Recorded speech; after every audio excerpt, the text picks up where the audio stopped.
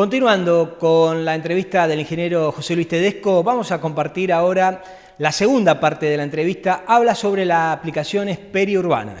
Bueno, las aplicaciones periurbanas, es evidente que hay cosas que, como decíamos recién, hay cosas que hay que mejorar dentro de las producciones, hay cosas que hay que corregir. No obstante ello, es importante mencionar que no es mucho lo que hay que corregir, hay cosas pequeñas que hay que corregir. El productor argentino en general, tenemos un gran porcentaje de los productores argentinos, de nuestras producciones, que entrar en el sistema de certificación sería bastante sencillo porque están haciendo las cosas muy bien. O sea, ahí hay una gran proporción de estos productores. Obviamente siempre hay un sector o una pequeña proporción que no hace las cosas del todo bien, y eso termina impactando en los que sí hacen las cosas bien o los que hacemos las cosas bien y pretendemos realmente trabajar por la sustentabilidad. Bueno, esta es la porción que necesitamos que cambie, pero mientras tanto toda la proporción de productores que realmente están trabajando bien, yo los invito a que se acerquen a las certificaciones. Es muy importante para profesionalizar las empresas agropecuarias, y esto termina generando una comunicación, porque comunica confianza, comunica la manera en que se hacen las cosas. Imagínense que las certificaciones, cuando hablamos de certificaciones, hay un ente externo que certifica el protocolo de APRESID, aporta el protocolo, el productor lo cumple, y hay un ente externo que certifica. No es APRESID el que certifica. Se certifica el protocolo de APRESID, pero hay un ente externo. Entonces, eso le da mucha transparencia al sistema.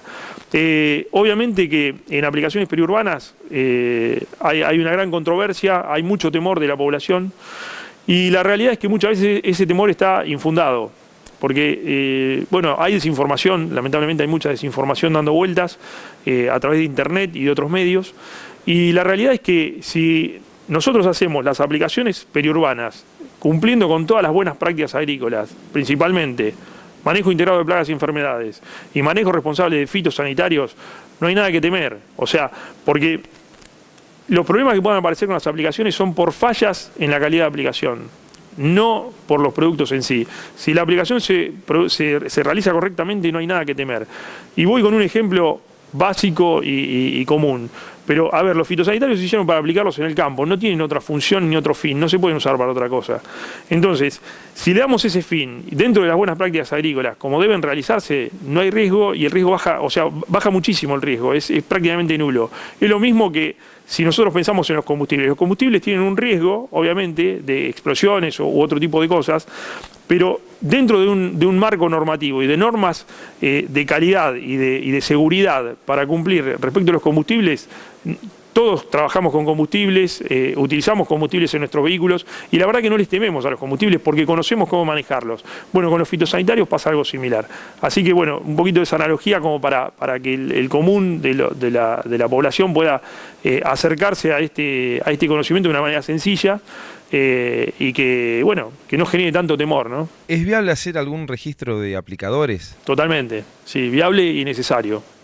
Creo que el registro de aplicadores por parte de, bueno, en la provincia ya está, pero por parte de los municipios creo que debiera ser una herramienta fundamental para tener identificados quiénes son las empresas que trabajan en aplicaciones.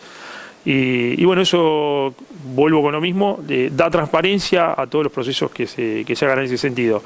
Así que sí, el registro de aplicadores es algo necesario e importante implementar. ¿Hay información sobre casos de intoxicación por plaguicidas o intoxicación por medicamentos? Sí, eso en realidad viene de estadísticas que lleva adelante el Ministerio de Salud.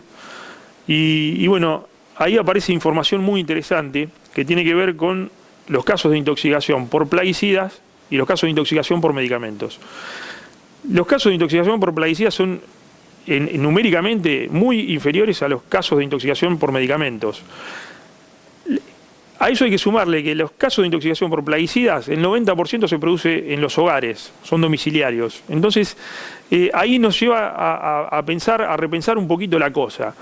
Porque por un lado, si los casos de intoxicaciones medicamentosas, y esto me baso en estadísticas del Ministerio de Salud, son mucho más elevados, en provincia de Buenos Aires, alrededor de 20 veces la cantidad de intoxicaciones respecto de plaguicidas.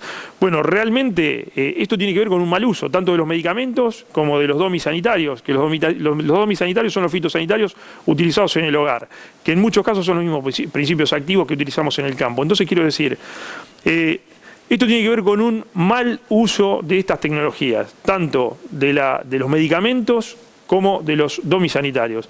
Entonces realmente necesitamos ser muy cautos y ser muy responsables a la hora de utilizar estas tecnologías, porque ya sabemos que los medicamentos, no es mi especialidad, pero a ver, una intoxicación medicamentosa en una estadística realmente nos habla de un mal uso, y una intoxicación por plaguicidas lo mismo, y sobre todo si tenemos en cuenta que alrededor del 40 y pico, 45% de las intoxicaciones con plaguicidas domisanitarios las sufren chicos de entre 0 y 9 años.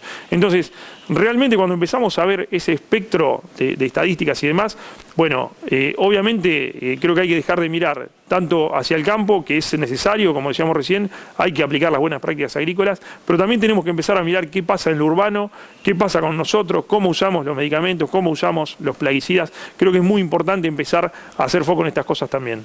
Para citar un ejemplo, la cipermetrina, que sería por ejemplo el RAI, que echa una ama de casa en un dormitorio para que su hijo no lo piquen los mosquitos, comparado con una cipermetrina aplicada en el campo, ¿qué diferencia tendría? Bueno, hay diferencias, si se quiere, interesantes.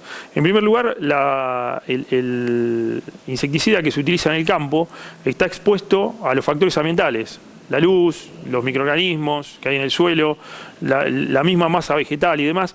Entonces, eso hace que el plaguicida en sí sea descompuesto más rápidamente, precisamente por estos factores ambientales y principalmente por la luz solar, que es un gran descomponedor de muchos elementos químicos. En el caso de la aplicación dentro de los hogares, la luz del sol no llega de manera directa, entonces ya la descomposición de esa molécula es mucho más lenta. Entonces hay que ser especialmente cuidadosos cómo se aplican los domisanitarios en los hogares y de qué manera se realizan. O sea, los usuarios de domisanitarios debemos ser conscientes de lo que estamos aplicando y conocer qué es lo que estamos aplicando y cómo debe aplicarse. De la misma manera que hablamos de buenas prácticas agrícolas en áreas periurbanas y en el campo, tenemos que prestar atención a cómo se utilizan esos domisanitarios en los hogares. ¿Cómo podemos incentivar a los productores a hacer buenas prácticas agrícolas? Obviamente que los productores, en la medida que encuentren ciertos incentivos para la aplicación de buenas prácticas agrícolas, se van a acercar seguramente a aplicarlas. Esto tiene que ver con, bueno, el Estado creo que necesitamos un Estado más comprometido con las buenas prácticas agrícolas. Entonces, realmente se podría ver la posibilidad de que haya incentivos o que haya un tratamiento diferencial, ya sea desde los contribuyentes o desde el punto de vista de facilidades a ciertas cuestiones de parte del Estado, para que el productor certificado y el productor que aplica las buenas prácticas agrícolas tenga un tratamiento diferencial, porque realmente está haciendo algo positivo por el medio ambiente, y además está comprobado, y esto hay trabajos y tenemos números que lo demuestran, que las empresas certificadas generan por rotaciones, por cómo se trabaja en la sustentabilidad ambiental, que tiene que ver con las buenas condiciones de trabajo de los trabajadores y demás, genera un mayor movimiento económico que en definitiva termina generando un mayor ingreso para las arcas del Estado también. Pero tiene que ver con un crecimiento en cuanto a lo económico. Entonces, hay una mayor estabilización de rendimientos, por las rotaciones, hay una tendencia al incremento de rendimientos y hay un mayor movimiento de todo lo que tiene que ver con la empresa agropecuaria certificada y con la implementación de buenas prácticas agrícolas. Así que, bueno, creo que ese tipo de cosas, como decíamos recién, algún incentivo desde el punto de vista del Estado podría ser estudiado como para empezar a generar este ámbito. Y al mismo tiempo es importante decir que hay muchas empresas privadas que se vienen interesando por la certificación y de hecho, bueno, próximamente vamos a estar lanzando en Agricultura Certificada de ENAPRESID un plan de beneficios para productores certificados con empresas que se han sumado para aportar beneficios específicos a los productores certificados. Así que, como decíamos, un poquito hay por la parte de incentivos, para redondear un poquito la pregunta, un poquito por la parte de incentivos para que el productor implemente las buenas prácticas agrícolas y las certificaciones, pero también tiene que haber una vocación de trabajar por la sustentabilidad y realizar las acciones productivas correctamente.